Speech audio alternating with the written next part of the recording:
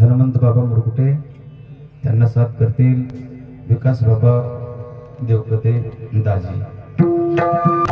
धन्य ते संसारी धन्य ते संसारी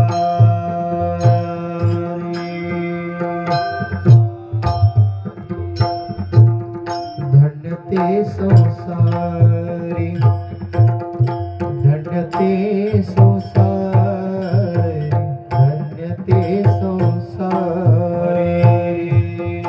धन्य ते संसारी धन्य ते संसारी धन्य ते संसारी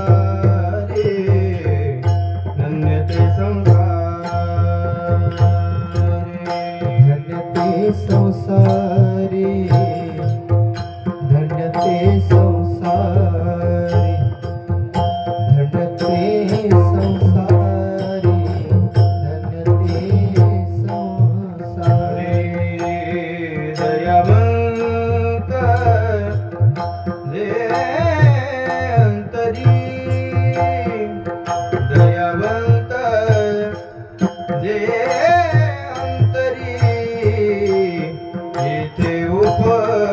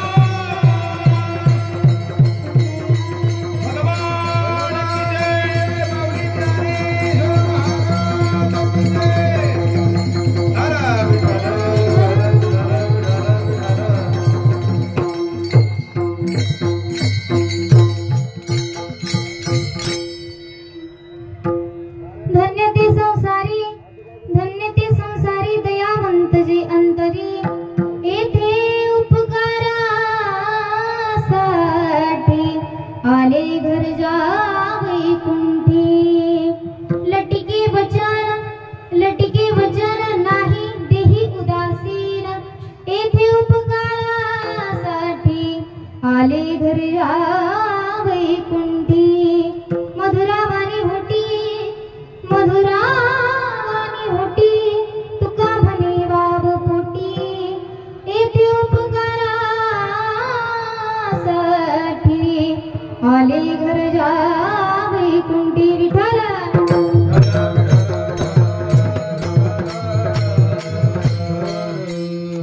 महायोग पीठेत ठेवी वरथं वरं पुंडरीकाय जातो मुनींद्री समागत्य तिष्ठं तमानंद कन्दं परब्रह्मलिंगं भजे पांडुरंगं पांडुरंग करू प्रथम नमन पांडुरंग करू प्रथम नमन पांडुरंग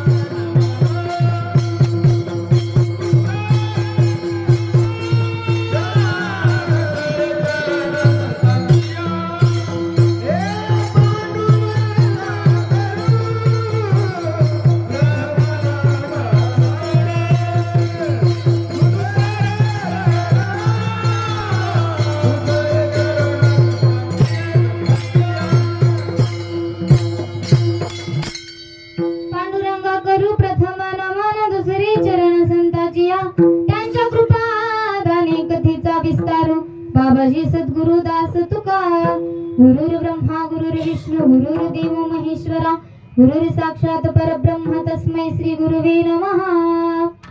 ओम नमो ज्ञानेश्वरा करुणा करा दयाळा तुमचा अनुग्रह लाधलो पावन झालो चराचरी जयांची केली स्मरण होय सकळ विद्येचे अधिकरण तिची वंदू श्री चरण श्री गुरूंची ते नमस्कारुनी आता श्री गुरु चरण सरोज रज निज मन मुकुर सुधारी वरुण रघुवर विमल जसु जुदायक फलचारी बुद्धिहीन तनु जानकी सुमिरौ पवन कुमार बल बुद्धि विद्या देहु मोहि हरहु कलेस विकार हे दुख भंजन मारुति नंदन हे दुख भंजन मारुति नंदन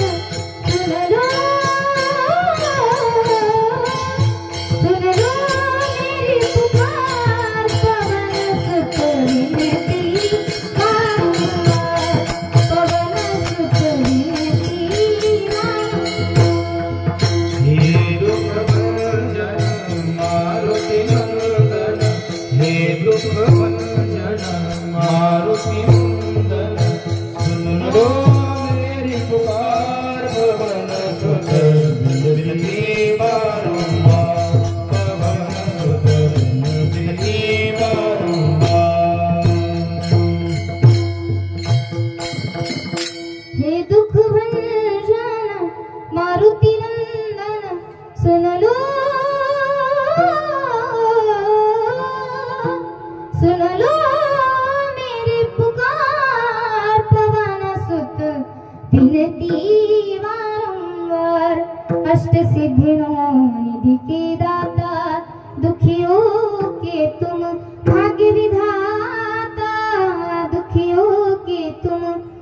की विधाता सिया राम की काज सवारे, सिया राम की काज सवारे, मेरा करो उधार पवन सुत विनती वारंवार विठ्ठल।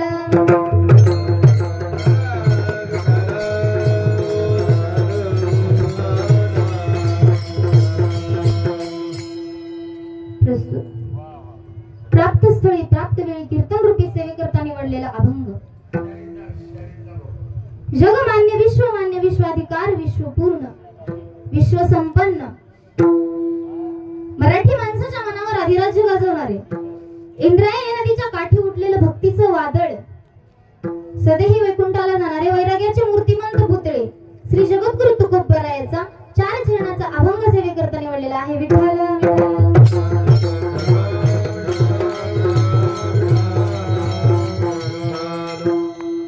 अभंगाकडे वळण्याच्या अगोदर अल्पसा परिहार द्यायचा तो असा, कैवल्य साम्राज्य चक्रवर्ती विश्वमाऊली ज्ञानोबरायांचा हा पालखी सोहळा, आणि या पालखी सोहळ्यात या वारीमध्ये आपली ही सुरू असलेली दिंडी, या दिंडीचा आजचा बरड या ठिकाणचा मुक्काम।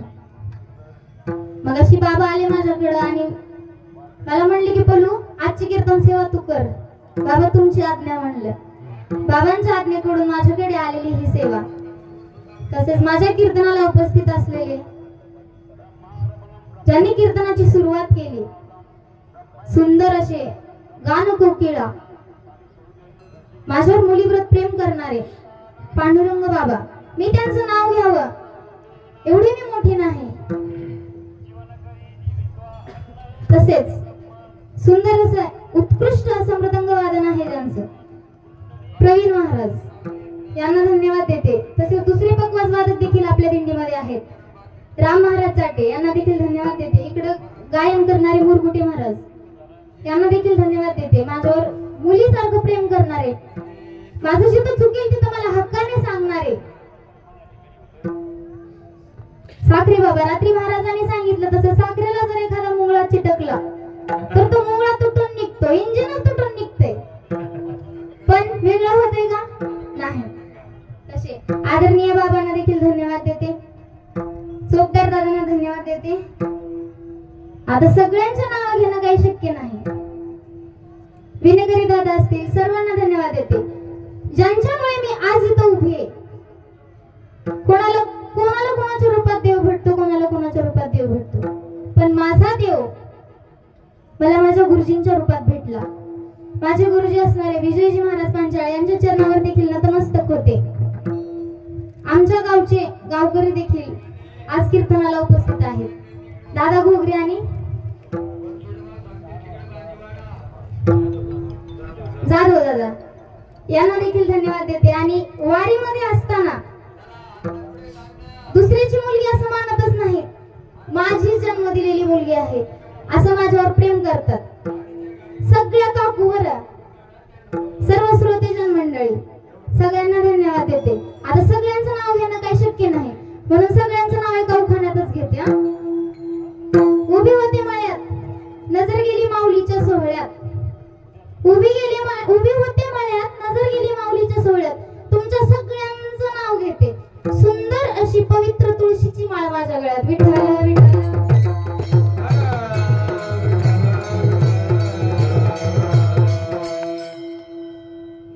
अभंग जगद्गुरु तुकोबरायाचा आणि अभंग 4 चरणाचा आहे। या अभंगातून जगद्गुरु तुकोबराय संसारिकाला धन्यता देतात, पण कोणत्या संसारिकाला धन्यता देतात? तुमच्या आमच्यासारख्या संसारिकाला धन्यता देतात का? तर नाही। तुकोबराय काय म्हणतात? धन्य ते संसारी दयावंत जे अंतरी, ज्यांच्या अंतकरणामध्ये दया आहे, ज्यांच्या अंतकरणामध्ये क्षमा आहे, अशा संसारिकाला तुकोबराय धन्यता देतात। मग ज्यांच्या अंतकरणामध्ये कोणाची दया आणि क्षमा आहे तर त्यांचं नाव आहे संत। मग हे संत कुठून येतात? येथे उपकारासाठी आले गरजा वैकुंठी, वैकुंठावरून संत येतात। त्यांचं बोलणं कसं आहे? त्यांचं बोलणं लटकं नाही, लटके वचन नाही देही उदासीला, ते लटकं बोलत नाहीत आणि ते या देहावर उदास आहेत, आणि त्यांची वाणी कशी आहे? मधुरा वाणी होती तुका म्हणे भावपोटी. त्यांची वाणी आपल्यासारखी खोटी नाही, तर त्यांची वाणी कशी मधुर आहे. हा जरा अभंगाचा सरळ सरळ भावार्थ. विठ्ठल विठ्ठल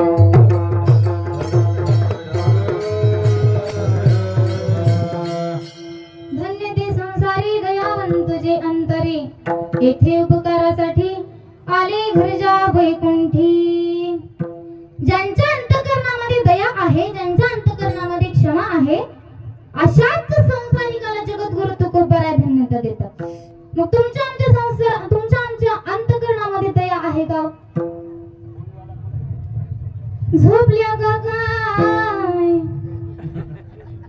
आहे का आपल्या अंतःकरणामध्ये दया? आता आपण विश्वमाऊली ज्ञानोबरांच्या वारीमध्ये चलतोय. चलत चलत जर कोणी आपल्या चपलावर पाय दिला तर कशा नजरेने बघतो आपण त्याच्याकडे? आता ती थोडी वारीमध्ये चलतोय म्हणून ज्ञानोबराने आपल्या अंतःकरणामध्ये थोडीफार तरी दया दिली असेल, पण आपल्या संसारामध्ये आपण राहत असताना आपल्या अंतःकरणामध्ये दया नसते, आपल्या अंतःकरणामध्ये क्षमा असते. कारण आपला संसार कसा आहे?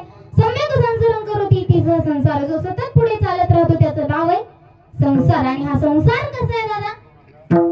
संसार दुःख मूळ चहुकडे इंगळ, विश्रांती नाही कोठे रात्र दिवस तळमाळ. हा संसार दुःखाचा आहे असं जगद्गुरु तुकोबराय सांगतात. आणि या संसारामध्ये आपण रात्रंदिवस जरी तळमळ केली तरी आपल्याला सुख भेटते का?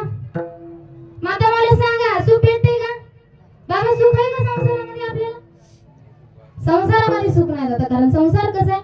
दुःखाचा आहे. ज्ञानोबराय सांगतात, मृत्यूलोकी सुखाची कहाणी ऐकजेल कवरा श्रवणी, ऐसे सुख निद्रांतरोनी इंगळाच्या. सुखाचा विचार नाही कोठे, सुखाचा विचार नाही कोठे, सुखाचा विचार नाही कोठे, सुखाचा विचार नाही कोठे. बांधवडी आहे हा संसार, बांधवडी आहे हा संसार, दुःख बांधवडी आहे हा संसार, बांधवडी आहे हा संसार. सुखाचा विचार नाही कोठे, सुखाचा विचार नाही कोठे, सुखाचा विचार नाही कोठे, सुखाचा विचार नाही कोठे.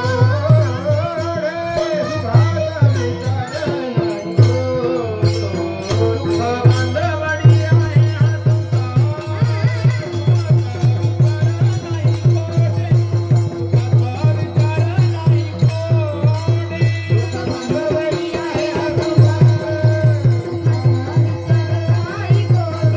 बांधवडी आहे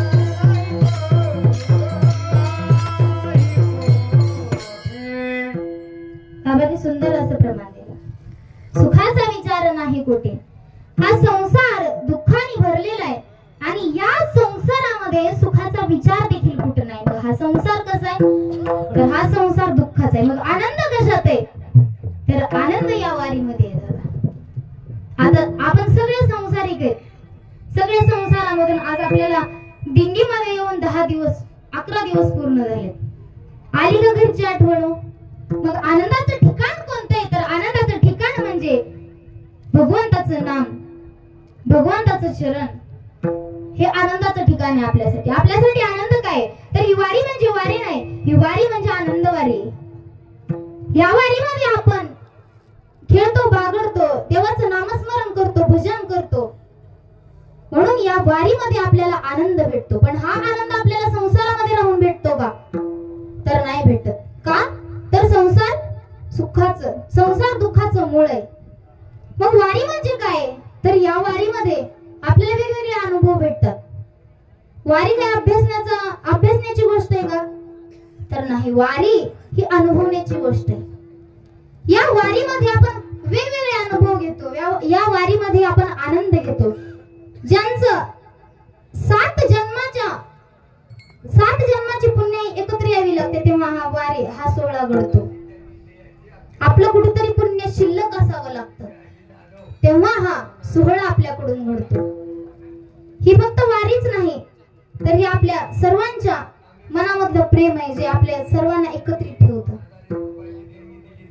असं आपण रस्त्याने चालत असताना कोणाला बोलत सुद्धा नाही, पण या वारीमध्ये माऊली माऊली म्हणून एकमेकांना बोलतो, एकमेकांवर माया करतो, एकमेकांची काळजी करतो. का तर ही वारी आहे.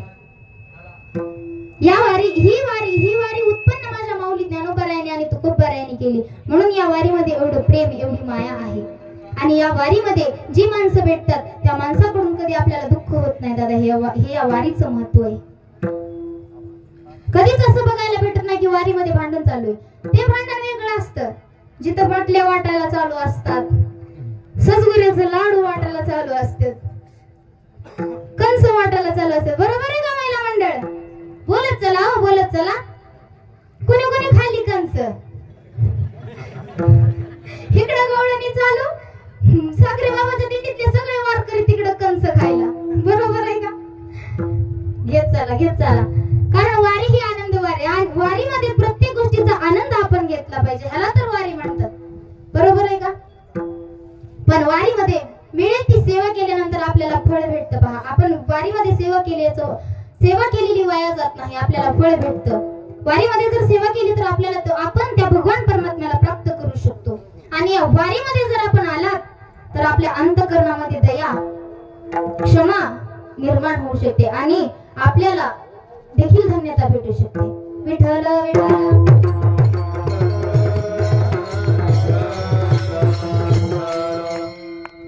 या वारीमध्ये कसं आपण भगवान परमात्म्याच्या भेटीसाठी मनामध्ये इच्छा ठेवतो आणि सर्व जणांची मनामध्ये इच्छा की भगवान परमात्मा मला भेटावा, या इच्छेने आपण पंढरपूरकडे रोज वाटचाल करतो.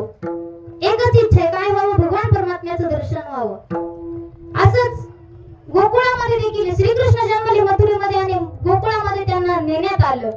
आणि गोकुळामध्ये नेल्याबरोबर नंदाच्या घरी आपल्याला कसं भगवान परमात्म्याची आशा आहे, भगवान परमात्म्याला कसं आपल्याला डोळे भरून बघू वाटते, तसंच नंदाच्या मुलाला देखील गवळणी पाहायला निघाल्या.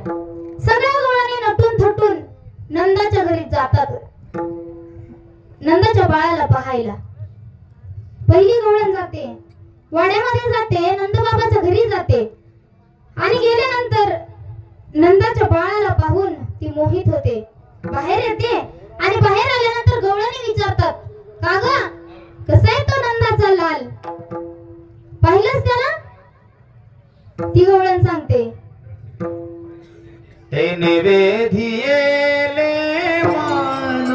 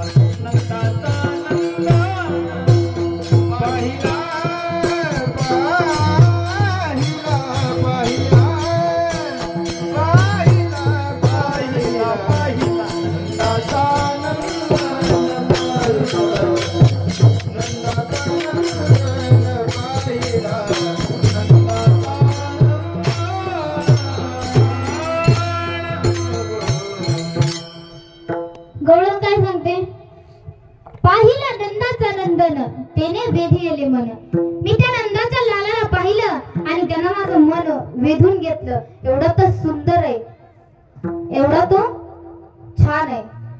हे ऐकून दुसऱ्या गवळणीला कुठं राहतंय. दुसरी गवळण गेली, वाड्यामध्ये गेली आणि नंदाच्या लालाला पाहण्यासाठी गेली. पाहून कुळ विसरून गेली, जात विसरून गेली. बाहेर येऊन दुसऱ्या गवळणीने विचारल्यानंतर काय सांगते. हरिणे हरिणे माझे चित्त, हरिणे हरिणे माझे चित्त, हरिणे हरिणे माझे चित्त, हरिणे हरिणे माझे चित्त. याती मूळ माझे गेले हार कोणी, याती मूळ माझे गेले हार कोणी, याती मूळ माझे गेले हार कोणी, हरी याती मूळ माझे गेले हार कोणी, हे याती मूळ माझे गेले हार कोणी, याती मूळ माझे गेले हार कोणी, याती मूळ माझे गेले हार कोणी, याती मूळ माझे गेले हार कोणी. श्रीरंगा वाचुनी अनुनेने, श्रीरंगा वाचुनी अनुनेने, किती शिकवाल मज वेळोवेळा, किती शिकवाल मज वेळोवेळा. गवळण बाहेर येऊन सांगते. काय सांगते. याती कुळ माझे गेले हार कोणी. मी माझं कुळ हरपून गेले. त्या नंदाच्या लालाला बघितल्यानंतर मी माझं कुळ हरपून गेले. हे ऐकून लगेच तिसरी गवळण नंदाच्या बाळाला पाहण्याकरिता वाड्यामध्ये जाते. नंदाच्या बाळाला पाहून चित्त हरपून जाते आणि बाहेर येऊन काय सांगते. कसाय ग तो नंदाचा लाल. गवळण विचारतात कसाय ग तो नंदाचा लाल. गवळण सांगते सावळा देखिला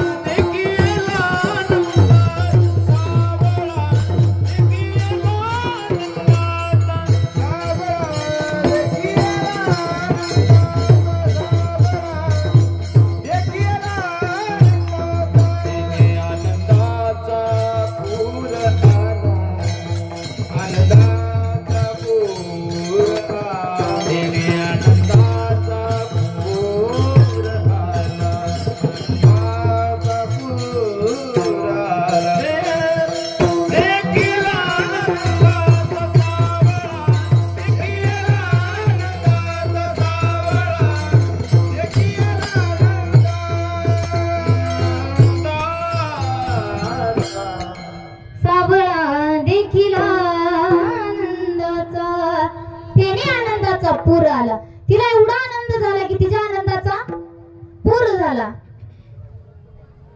अशा प्रकारे प्रत्येक गवळण त्या नंदाच्या लालाला बघण्याकरिता नंदाच्या वाड्यामध्ये जात होते. अगदी त्या प्रकारे आपण देखील त्या भगवान परमात्म्याची प्राप्ती करण्यासाठी, त्या भगवान परमात्म्याला भेटण्यासाठी, त्या भगवान परमात्म्याच्या चरणाचा स्पर्श करण्यासाठी, त्या भगवान परमात्म्याला पाहण्याकरिता या वारीमध्ये पंढरपूरकडे वाटचाल करतो. विठ्ठल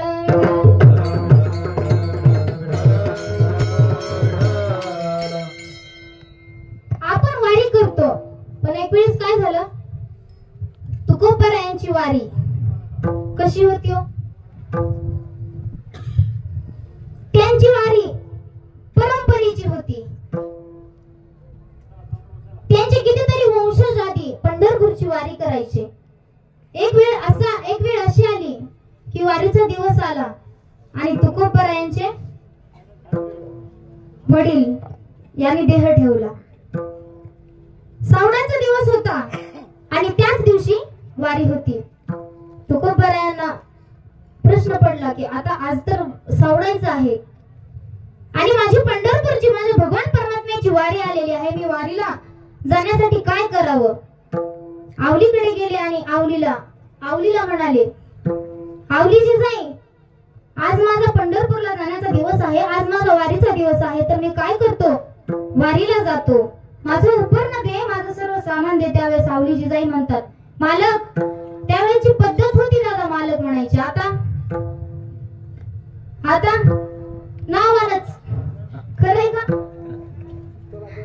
त्यावेळेची पद्धत होती. मालक म्हणायची, मालक, तुम्ही वारीला जायचं म्हणताय, पण 4 लोकांना तुम्ही जवळ घ्या. पाहुणे रावळे आलेत आपल्या, 4 पाहुण्यांना जवळ घ्या आणि त्यांना विचारा की आज माझ्या वडिलांचा सावडण्याचा दिवस आहे, तर मी वारीला जाण्यासाठी कसं करू? आवली जिजाईने सांगितल्याप्रमाणे तुकोबाराने 4 माणसं गोळा केली, पाहुण्या रावळ्यांना गोळा केला आणि त्यांना प्रश्न केला की आज माझ्या वडिलांचा सावडण्याचा दिवस आहे आणि आजच माझ्या भगवान परमात्म्याची वारीचा दिवस आहे, तर मी वारीला जाण्यासाठी कसं करू? तिथे त्याच ठिकाणी पाहुण्या रावळ्यांनी आणि त्या जमलेल्या 4 लोकांनी वारीला जाण्यासाठी नकार दिला. त्यांनी सांगितले की तुम्हाला सुतक असतं, तुम्हाला या वारीला जायला चालणार नाही. पण जन्मजन्मीची परंपरा होती. तुकोबाराने विचार केला, काहीही झालं तरी मला वारीला जावंच लागेल. तुकोबारा झोपडीमध्ये गेले, उपकरण खाली टाकलं आणि लागणारं सर्व सामान घेतलं. टाळ घेतला, विना घेतला आणि तुकोबारा आता ज्या ठिकाणी त्यांच्या वडिलांना सावडलं होतं त्या ठिकाणी गेले. उपकरण अंथरलं आणि उपकरणावर वडिलांची राख टाकली आणि तुकोबारा म्हणतात की आता बघूच मला कोण वारीला जाण्यापासून अडवतंय. जरी कोणी विचारलं तर सांगेन मी त्यांना की मी माझ्या वडिलांची राख पंढरपूरला चंद्रभागेमध्ये टाकण्यासाठी चाललोय. उपकरणामध्ये राख घेतली आणि माझे जगद्गुरु तुकोबारा पंढरपूरकडे निघाले. पंढरपूरमध्ये गेल्यानंतर वडिलांची राख चंद्रभागेमध्ये अर्पण केली आणि तिथून कळसाचं दर्शन घेतलं. हे काय छोटं संकट होतं का? वडिलांचा मृत्यू, सावडायचा दिवस आणि त्याच दिवशी वारीचा दिवस. मनाची घालमेल होत होती, पण वारी सोडली नाही. कितीही संकट आपल्या जीवनामध्ये आली तरी आपण काय केलं पाहिजे? वारी केलीच पाहिजे. तुकोबारा यांची परंपरा होती, माझ्या वडिलांची निराशी गा देवा. वडिलांपासूनची परंपरा होती, वारी चुकली नाही पाहिजे. आपण देखील तुकोबारा यांच्या आपल्याला नखाची सुद्धा सर येणार नाही, पण आपण त्यांनी जो मार्ग दाखवलाय त्या मार्गावर आपण चाललं पाहिजे. मार्ग दावून गेले आधी दयानिधी संत ते. संतांनी जो आपल्याला मार्ग दाखवलाय, विठ्ठलाचं भजन करावं, भगवान परमात्म्याचं नाम घ्यावं, त्याची वारी करावी, त्याचं काही ना काही फळ आपल्याला भेटतं. या मार्गावर आपण चाललं पाहिजे. आपण देखील त्या भगवान परमात्म्याचं भजन केलं पाहिजे. छोटं संकट नव्हतं. अगदी त्याच प्रकारे आपल्या आयुष्यात देखील कितीही संकट आली, कितीही मोठं संकट आलं तरी ही वारी कधी चुकू द्यायची नाही. विठ्ठल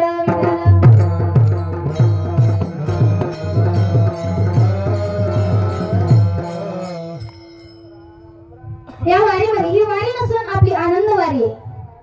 या वारीमध्ये आपण एकमेकांची माया करतो, एकमेकांवर प्रेम करतो.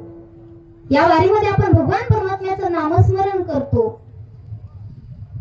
कितीही म्हातारा असला आणि कितीही लहान असला तरी कोणालाही कसलाही या वारीमध्ये त्रास होत नाही. ही कृपा त्या भगवान परमात्म्याची, ही कृपा विश्वमाऊली ज्ञानोबारायाची. मग आपण देखील चांगलं वागलं पाहिजे का नाही? कारण वारी करत चला तुम्ही, कारण कोणता दिवस कसा येईल सांगता येत नाही. आज आहात आपण इथं, आज कीर्तन ऐकलं, पण उद्या कोणाचं मरण हे आपल्याला सांगता येत आहे का? कोणता दिवस कसा येईल हे आपल्याला सांगता येत नाही. कारण हे घर कसं आहे, आपला देह कसा आहे, बोलत नाही का तुम्ही? आपला देह हा नाशिवंत आहे. आपला देह म्हणजे एक भाड्याचं घर आहे. आपण गिराईने जर एका घरामध्ये राहत असलो, जोपर्यंत त्या घरमालकाच्या मनात आहोत आपण की याला एवढ्या दिवसापर्यंत ठेवायचं, तेवढ्याच दिवसापर्यंत आपण त्या घरामध्ये राहू शकतो. अगदी त्याच प्रकारे जोपर्यंत भगवंताच्या मनात आहे आपल्या देहामध्ये आत्मा किती वेळ ठेवायचा, तोपर्यंतच आपण जिवंत आहोत. नाहीतर यमाचा कॉल नाही, मिस कॉल जरी आला का जावं लागतं. बरोबर आहे का?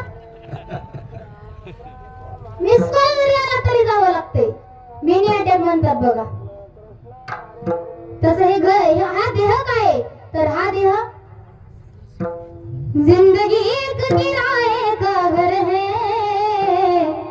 जिंदगी एक किराए का घर है, एक न एक दिन बदलना पड़ेगा. जिंदगी एक किराए का घर है, एक न एक दिन बदलना पड़ेगा. जिंदगी एक किराए का घर है, एक ना एक दिन बदलना पड़ेगा. मौत जब तुझको, मौत जब तुझको, मौत जब तुझको आवाज देगी, घर से बाहर निकलना पड़ेगा.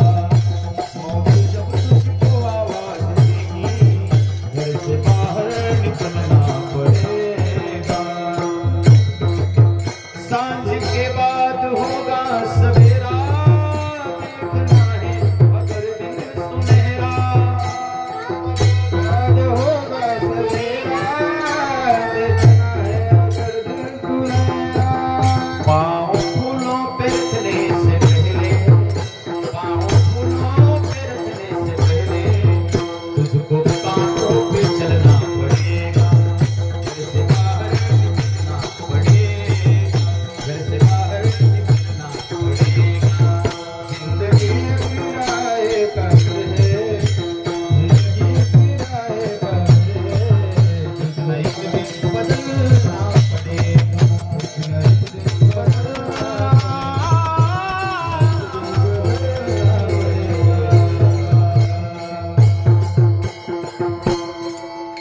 जिंदगी एक किराए का घर है, एक न एक दिन बदलना पड़ेगा. मौत जब तुझको, मौत जब तुझको, मौत जब तुझको आवाज देगी, घर से बाहर निकलना पडेगा. जेव्हा आपल्याला यमाचा कॉल येईल तेव्हा आपल्याला जावं लागतं, बरोबर आहे का? तेव्हा आपल्याला म्हणतात नाही महिला मंडळ, तेव्हा म्हणतात नाही आपल्याला थांबा मला जरा साडी घालू द्या, थांबा मला जरा मेकअप करू द्या. काय बायका आजकाल कुठं मोतीला जाताना सुद्धा मेकअप करतात, बरोबर आहे का? हा कुठं बी चालले की पावडर टिकली कानातलं कंगवाच घेऊन हिंडतात ग माय. ह्यांची जर उद्या चलताना पर्स केली का पर्स म्हणणं परतिकीच्या पर्स मध्ये पावडरचा डबा, क्रीमची पुडी, टिकल्याचं पाकिट, कंगवा, आरसा. अगं माय माय माय माय माय महिला मंडळ. विठ्ठल विठ्ठल.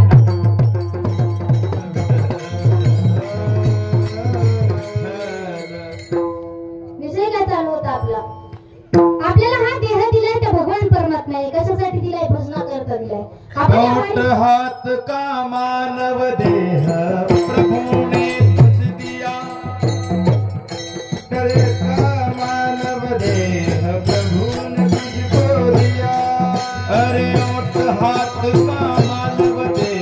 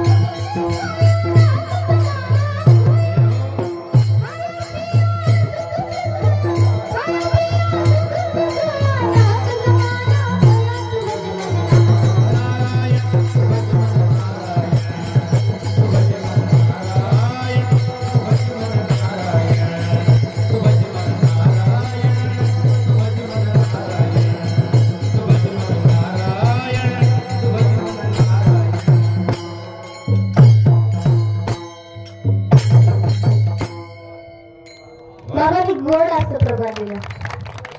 सगळ्यांनी वाजवा की सांगावं लागतंय होय. सुंदर पक वाजवत दादा. बाबांनी सुंदर असं प्रमाण दिलं. हे हा देह आपल्याला कशासाठी दिला तर भगवान परमात्म्याचं भजन करण्यासाठी. म्हणून आपण काय केलं पाहिजे तर भगवान परमात्म्याचं भजन केलं पाहिजे का नाही. नुसतं खायचं प्यायचं नुसतं चालायचं असं कुठं जमतंय होय. आता उद्यापासून आपण वारी दिंडीमध्ये नियमच लावू की प्रत्येकाने एक एक अभंग म्हणायचाच. बरोबर आहे का. भजन केलं पाहिजे का नाही. थाप द्या. घे घे घे घे हरी राम घे माया सारी सोडून दे हात लावून नशिबाला का रडतेस ठाई ठाई या संसारा पायी तू म्हणशील बायका पोरा ही तुझ्या मागची चोरा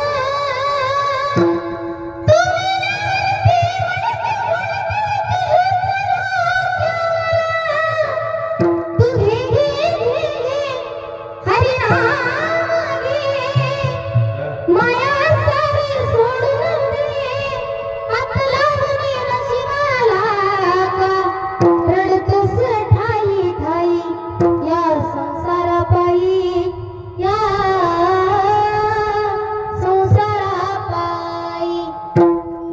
या संसारामध्ये आपण असताना आपण म्हणतो की माझा भाऊ माझी बहीण माझी बायको माझी लेकरं माझे बाळ शेजारी माझा पाजारी माझा नातेवाईक माझे या संसारामध्ये आपण अडकून पडलोय.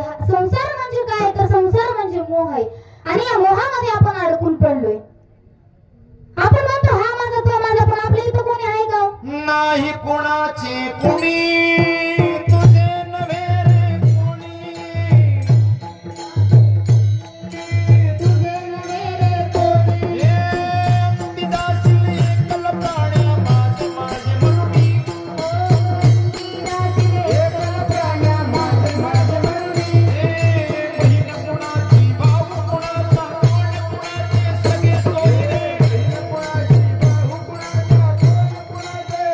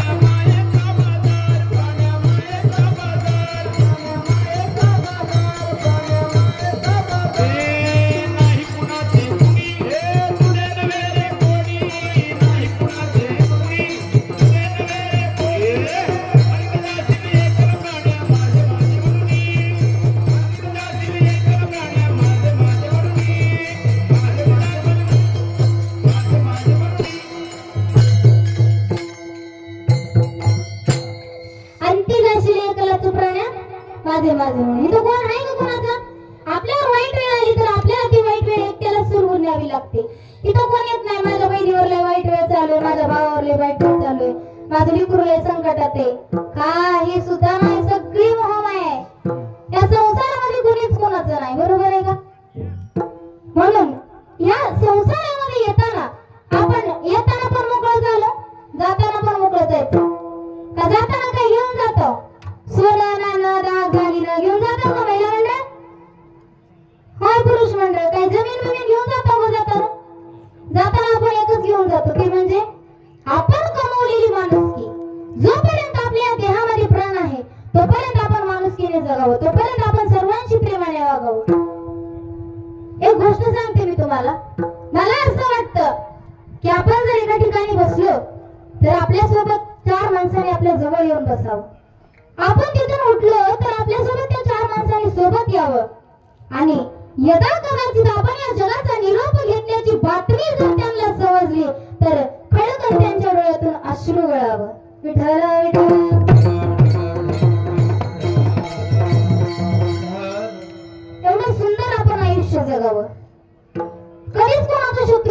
असं नाही, कारण आपण येताना पण काही घेऊन येत नाही, जाताना पण काही घेऊन जात नाही. बरोबर आहे का?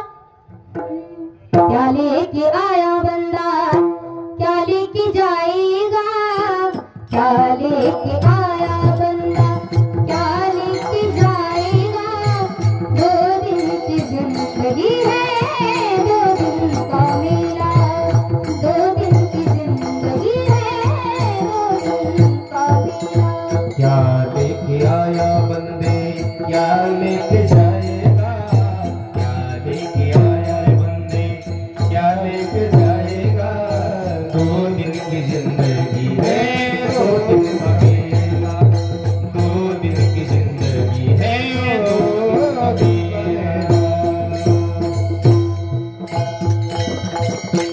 क्या लेके आया बंदा क्या लेके जाएगा, क्या लेके जाएगा, 2 दिन की जिंदगी है 2 दिन का मेला। 2 दिवसाची जिंदगी म्हणजे खरंच 2 दिवसाची जिंदगी नाही बरं. एवढंच आयुष्य आपल्याला मिळेल, ते आयुष्य आपण चांगलं जगण्यात आणि भगवान परमात्म्याच्या नामस्मरणात भगवान परमात्म्याच्या भजनात घालवलं पाहिजे. म्हणून मी हे सगळं सांगितलं, कारण हा संसार कसा आहे, हा संसार दुःखाचा आहे. हा संसार म्हणजे मोह आहे. ज्या प्रकारे आपण वारी केली त्या प्रकारे आपल्यामध्ये काही संत पण होऊन गेले पहा, त्यांनी देखील वारी केली. जगद्गुरु तुकोबाई कुणाला धन्यता देतात तर ज्यांच्या अंतःकरणामध्ये दया आहे, ज्यांच्या अंतःकरणामध्ये क्षमा आहे त्याला तुकोबाई धन्यता देतात. पण आपला हा संसार असा आहे की आपल्या या संसारामुळे आपल्या अंतःकरणामध्ये दया क्षमा राहत नाही. म्हणून मी तुमच्या समोर संसार मांडला. कोणाच्या अंतःकरणामध्ये दया होती, कोणाच्या अंतःकरणामध्ये क्षमा होती. भिल्ल कुळामधील एक राजा होता. त्या राजाला एक मुलगी होती, तिचं नाव होतं शबरी. 5 वर्षाची एवढीशी शबरी आता मोठी झाली. शबरी 13 वर्षाची झाली आणि आता शबरीच्या वडिलांनी ठरवलं की आता शबरीचं काय करायचं. मुलगी मोठी झाल्यावर मुलीचं काय करतात, लग्न करतात. बरोबर आहे का? शबरीच्या वडिलांनी ठरवली की आता शबरीचं काय करावं लागेल, तर आता शबरीचं लग्न करावं लागेल. ठरवल्याप्रमाणे मग शबरीसाठी पाहुणे पाहायला सुरुवात केली. आता राजाची मुलगी म्हणजे मोठमोठ्या घरचे पाहुणे यायला लागले. शबरीच्या वडिलांना पाहुणे पसंत पडले आणि त्या काळची सवय, त्या काळी असं व्हायचं की लग्न म्हणल्यावर नवरा नवरीला सांगत नसायचे. आजकाल काय नवरी विमानावरच नवरा बघते, नवरा विमानावरच नवरी बघतो. बरोबर आहे का? विठ्ठल विठ्ठल.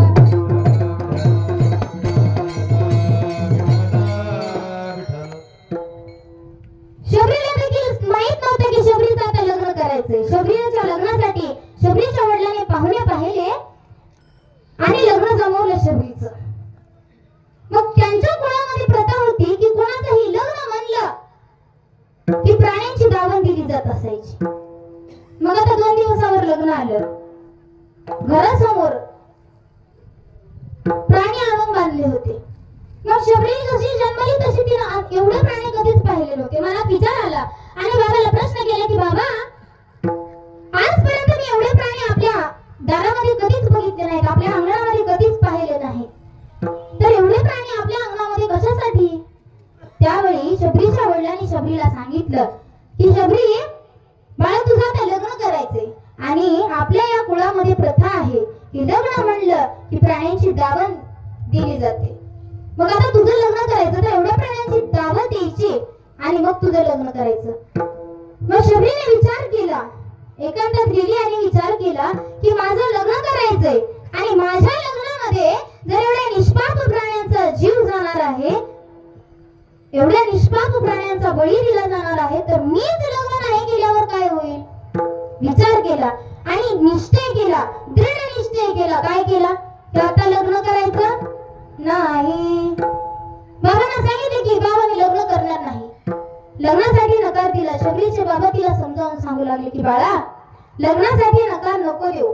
आता कोणत्या वडिलांना वाटेल माझ्या मुलगी लग्नासाठी लग्न करणे एवढी झाली आहे आणि माझ्या मुलीने लग्नासाठी नकार देते, माझ्या मुलीचं चांगल्या घरी लग्न होऊ नये असं कोणत्या बापाला वाटेल. एक सांगू, पिणारा जरी बाप असेल ना, रोज दारू पिऊन जरी लोळणारा बाप असेल ना, तरी त्या बापाला कधीच वाटणार नाही की माझ्या मुलीचं चांगलं होऊ नये. कसला जरी बाप असला तरी त्या बापाला असंच वाटेल की माझी मुलगी तिच्या नांद्या घरी राणी बनून राहिली पाहिजे. अगदी त्या प्रकारे शबरीच्या वडील शबरीला समजावून सांगू लागले की बाळा, चांगल्या घरचे पाहुणे आहेत आणि तू लग्नाला नकार नको देऊ. पण शबरीने मात्र निश्चय केला होता की मी माझ्या या लग्नामध्ये जर एवढ्या निष्पाप प्राण्यांचा जीव जाणार असेल, एवढ्या निष्पाप प्राण्यांचा बळी जाणार असेल, तर मी लग्न करणार नाही.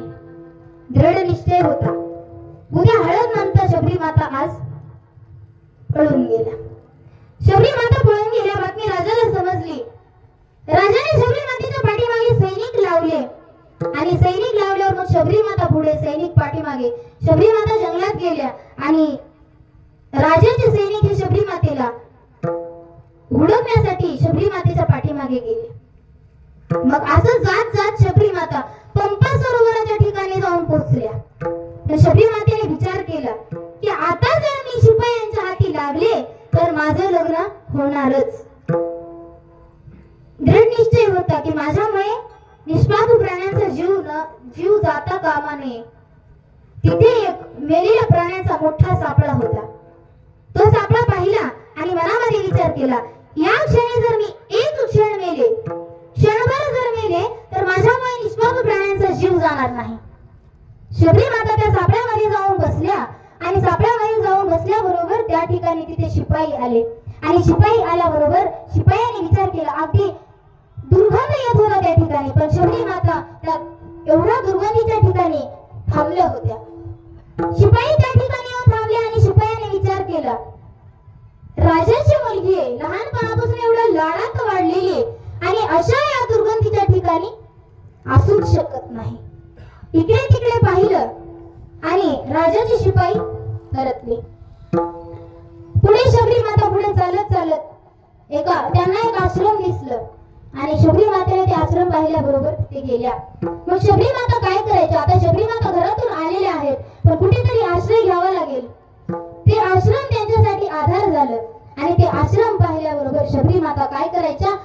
रोज पहाटे त्या आश्रमाकडे जायच्या, झाडून काढायच्या, सडा टाकायच्या, रांगोळी काढायच्या. त्या आश्रमाची सेवा शबरी माता करू लागल्या आणि शबरी माता सेवा करू लागल्यावर रोज सडा, रांगोळी, झाडून हे दिसल्याबरोबर त्या आश्रमात जे ऋषी होते, मतंग ऋषी त्यांचं नाव होतं, त्यांना विचार आला की अरे कोण असेल, रोज येते, झाडून काढते, सडा टाकते, रांगोळी काढते.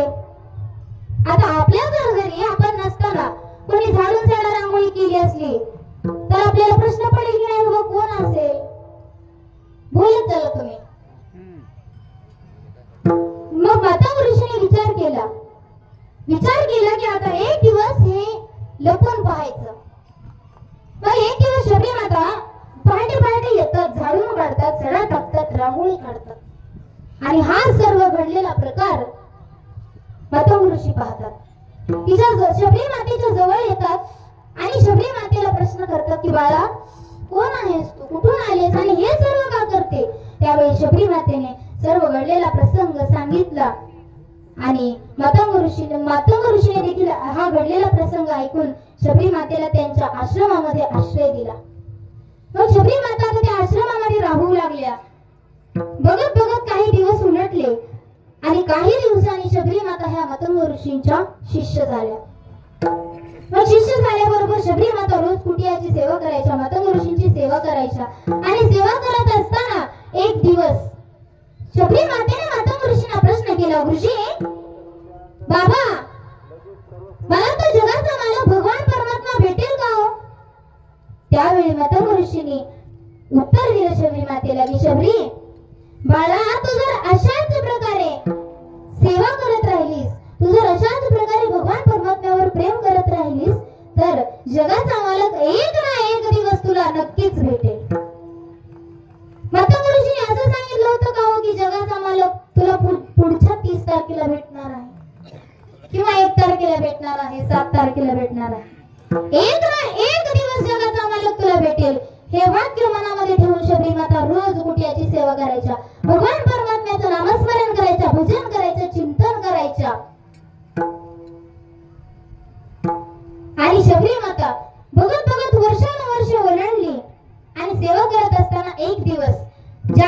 शोधामध्ये रामचंद्र प्रभू आणि लक्ष्मण भैया हे पंपा सरोवराच्या ठिकाणी आले आणि तिथे आल्याबरोबर रामचंद्र प्रभूंना ज्ञात झालं जगाचा मालक आहे तो, त्याला काही सांगण्याची गरज आहे का? तर नाही. ज्ञात झालं की या ठिकाणी माझी एक भक्त वर्षानुवर्ष झालं माझी वाट पाहत आहे. मग ह्या भक्ताला भेटायला गेलंच पाहिजे.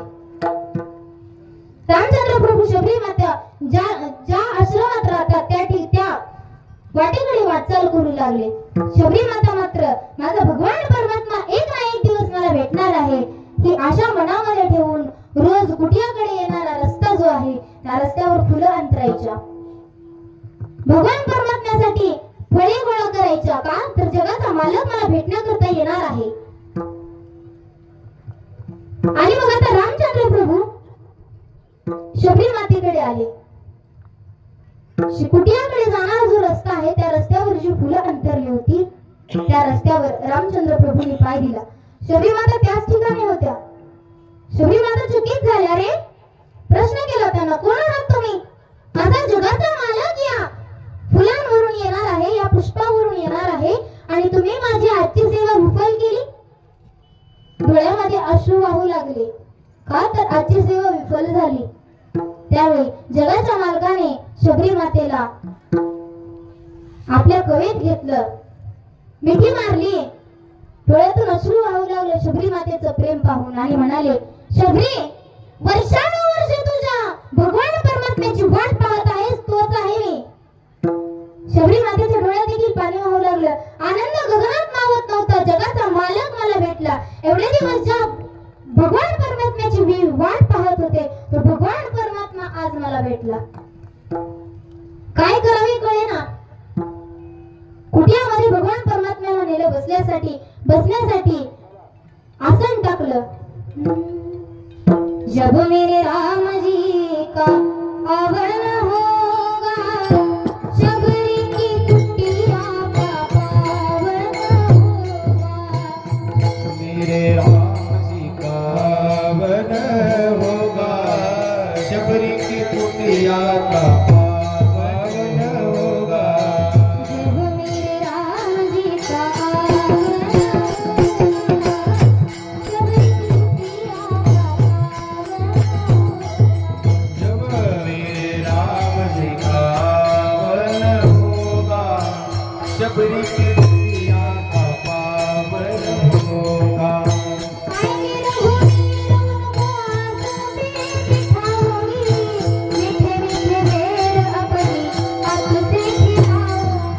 आएंगे जब रघुराई तब आसन पे बिठाऊंगे, मेरे अपने हाथ से बुलाऊंगे.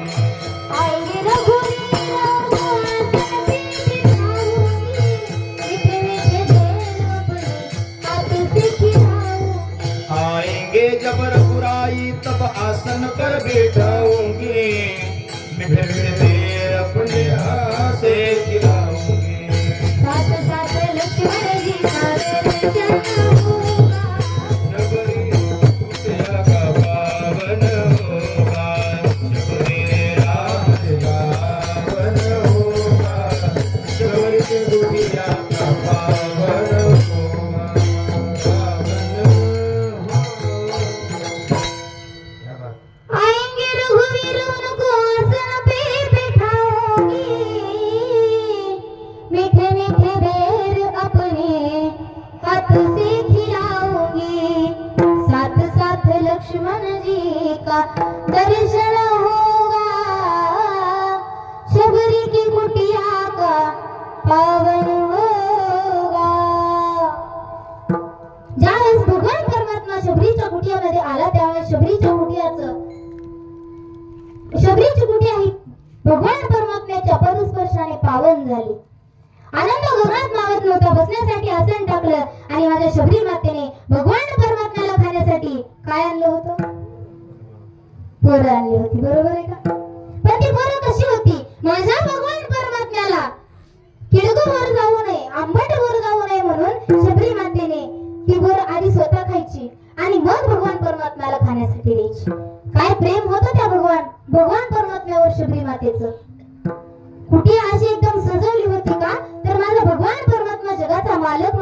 भेटायला येणार आहे आणि तो भगवान परमात्मा शबरीला भेटण्याकरिता आला देखील.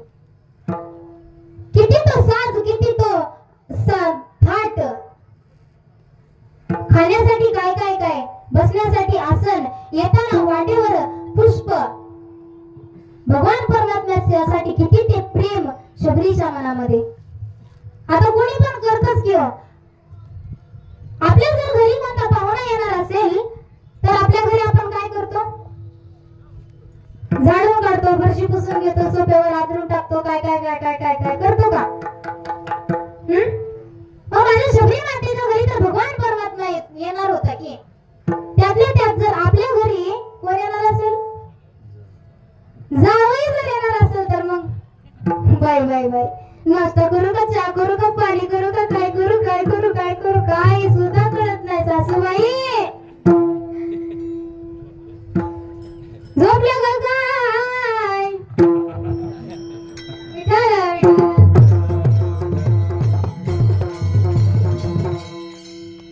आपल्या घरी जर एखादा स्पेशल पाहुणा येणार असेल तर आपण त्याचा किती पाहुणचार करतो, घर अगदी सजवतो, नटवतो.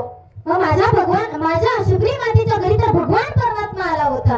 किती तो साज, किती तो थाट, किती ते प्रेम शबरी मातेच्या मनामध्ये, प्रेम भगवान परमात्म्याच्या बद्दल होतं. आणि ते प्रेम पाहून माझ्या भगवान परमात्म्याला यावं लागतं. जिथं प्रेम आहे ना तिथं यावंच लागतं. नाद करते काय?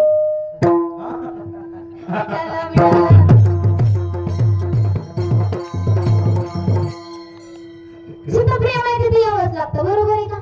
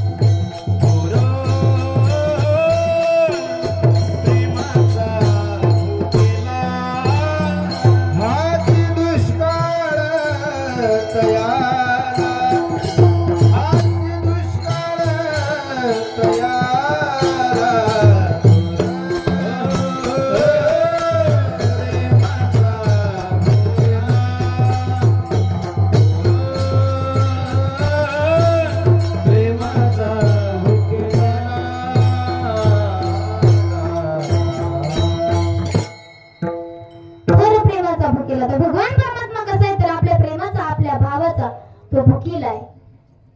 आणि प्रेम कळण्यासाठी पहिल्यांदा प्रेम आपल्याला माहित पाहिजे. शबरी मातेचं प्रेम पाहून भगवान परमात्म्याला यावं लागतं. थाप टाका. जो प्रेम गली में आए नहीं, प्रीतम का ठिकाना क्या जाने, जिसने कभी प्रेम किया ही नहीं, वो प्रेम निभाना क्या जाने, जो प्रेम गली में आए नहीं, वो प्रेम निभाना क्या जाने. शबरी मातेचं प्रेम पाहून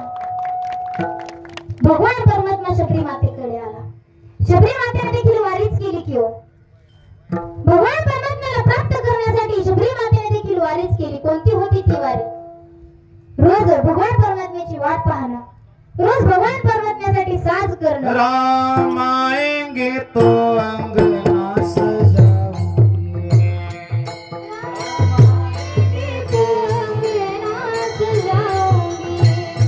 राम आएंगे तो अंगना सजाऊंगे,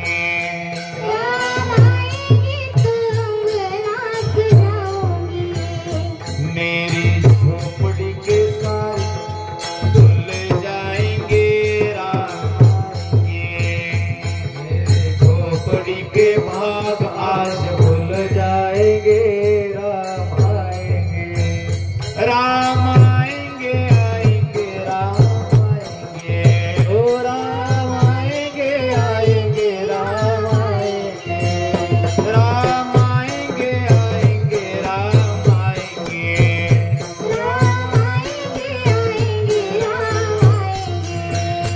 मेरी जिंदगी के सारे पाप कट जाएंगे, राम आएंगे,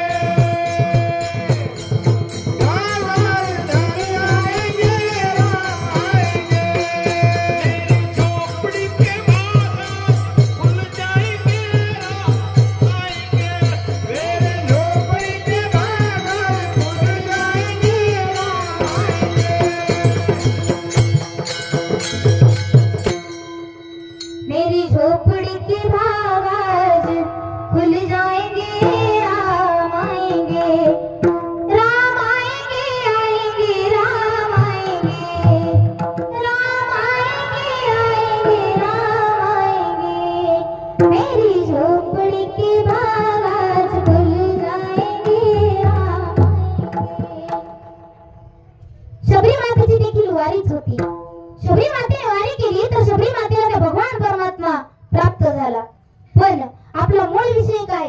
ज्यांच्या अंतःकरणामध्ये दया आहे, ज्यांच्या अंतःकरणामध्ये क्षमा आहे, त्यांना तो जगाचा मालक भगवान परमात्मा भेटतो। अभंगाचं प्रत्यक्ष धन्य ते संसारी, संसारी धन्य ते संसारी, संसारी धन्य ते संसारी, संसारी धन्य ते संसारी, दयावंत दे अंतरी, दयावंत दे अंतरी, येते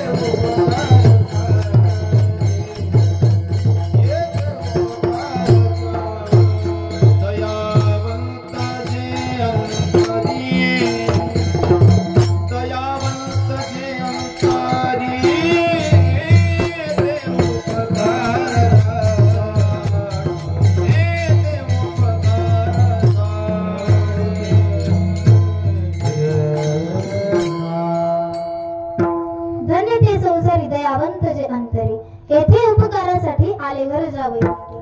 ज्यांच्या अंतःकरणामध्ये दया आहे, ज्यांच्या अंतःकरणामध्ये क्षमा आहे, त्यांना जगद्गुरु तुकोबाराय धन्यता देतात। मग हे संत आपल्यावर उपकार करण्यासाठी वैकुंठावरून येतात। उपकाराचे हे 4 प्रकार आहेत पहा। उपकार करून अपकार करणे, अपकार करून उपकार करणे, उपकार करून उपकार करणे आणि अपकार करून अपकार करणे। त्यातला संतांचा प्रकार जो आहे, संत असे आहेत, संतावर आपण अपकार जरी केले तरी संत आपल्यावर काय करतात? उपकार करतात। आणि आपल्यावर उपकार करण्यासाठी संत कुठून येतात? अभंगाचं दुसरं येते उपकारासाठी, साठी येते उपकारासाठी, साठी येते उपकारासाठी, साठी येते उपकारासाठी, येते उपकारासाठी, साठी येते उपकारासाठी, येते उपकारासाठी, साठी येते उपकारासाठी, आले घरच्या वैकुंठी, आले घरच्या वैकुंठी, वैकुंठी येते उपकारासाठी, साठी येते उपकारासाठी, आले घरच्या वैकुंठी, आले घरच्या वैकुंठी येते उपकारासाठी,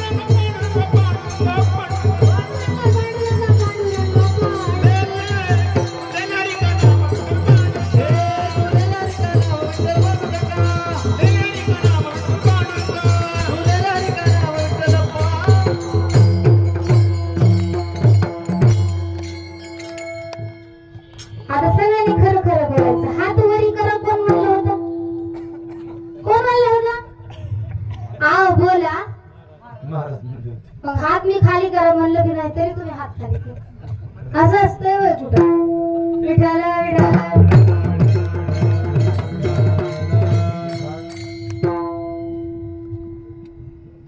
अभंगाचा एकच चरण मी सोडवलेला आहे पण उरलेले 3 चरणाचा सरळ सरळ भावार्थ तुमच्या समोर मांडून इथेच सेवेला पूर्ण विराम देते.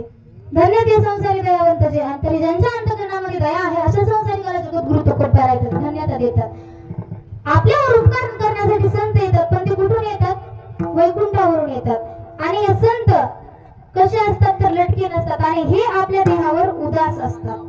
अभंगाच्या शेवटच्या चरणात जगद्गुरु तुकोट पाराय सांगतात यांची वाणी कशी आहे मधुरावाणी मोठी मधुरावाणी मोठी मधुरावाणी मोठी मधुरावाणी मधुरावाणी मोठी मधुरावाणी मोठी मधुरावाणी मोठी मधुरावाणी ओठी तुका मने वाग कोटी तुका मने वाग कोटी देव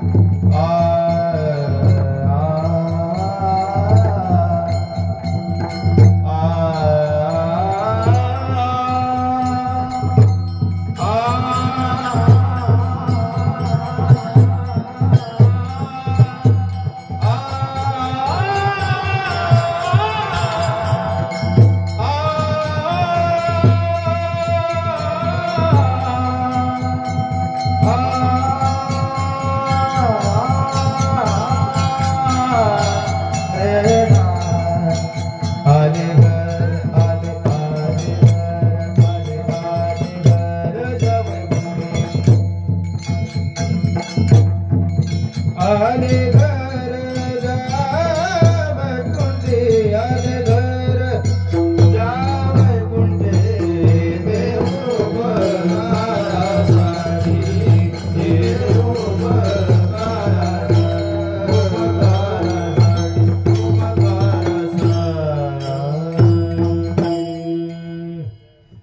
संपलं आता आपलं कीर्तन. सुरू असलेल्या ह्या कीर्तन रूपी सेवेमध्ये जर माझ्याकडून चुकून अपशब्द, कोणाच्या मनाला लागणारा शब्द जर निघाला असेल तर तो माझ्या बुद्धीचा दोष म्हणून स्वीकारा आणि जे तुम्हाला चांगलं वाटतं ते तुम्ही स्वीकारा. माझ्या या कीर्तनाला शेवटला गहना उपस्थिती लावणारे माझ्या गुरुजींचे गुरुजी अमोल महाराज शास्त्री, मी त्यांचं नाव घ्यावं एवढी माझी पात्रता नाही. हात जोडून त्यांचं नाव घेते. हे देखील माझ्या कीर्तनाला उपस्थित आहेत. त्यांच्या चरणावर नतमस्तक होते. ज्यांच्या कृपा आशीर्वादाने माझी आजची ही कीर्तन सेवा झाली असे असणारे माझे गुरुजी विजयजी महाराज पांचाळ यांच्या चरणावरती माझी सेवा समर्पित करते. आणि शेवटला का होईना गोड, एकदम गोड उत्कृष्ट असं त्यांनी वादन केलं असे माझे मोठे बंधू अजय महाराज पांचाळ यांना देखील धन्यवाद देते. आणि आता सगळ्यांचंच नाव घेत बसत नाही. आता येतोय का माझा आवाज? मगाच्यासारखा मोठा येतोय का? माझ्या कीर्तनाला सुंदर अशी माईक सिस्टीम लावणारे आपल्या दिंडीतले लाडके पिंटू काका यांना देखील धन्यवाद देते. आणि सुरुवातीला माझ्याकडून चुकून बर का आपल्या लाडक्या जावयाचं नाव राहिलं होतं. त्यांच्या चरणावर नतमस्तक होऊन लाडक्या मोहनीची चूक माफ करा बरं. दाजी कुठं असताल तिथं रसून गेले का? माफ करा मला, चुकून माझ्याकडून तुमचं नाव राहिलं. आपल्या दिंडीचे लाडके जावई माझे असणारे दाजी यांना देखील धन्यवाद देते. भगवान परमात्मा पांडुरंगाच्या चरणी झालेली कीर्तन रूपी सेवा समर्पित करणे. इथे सेवेला पूर्णविराम. जय विठ्ठल जय जय विठ्ठल.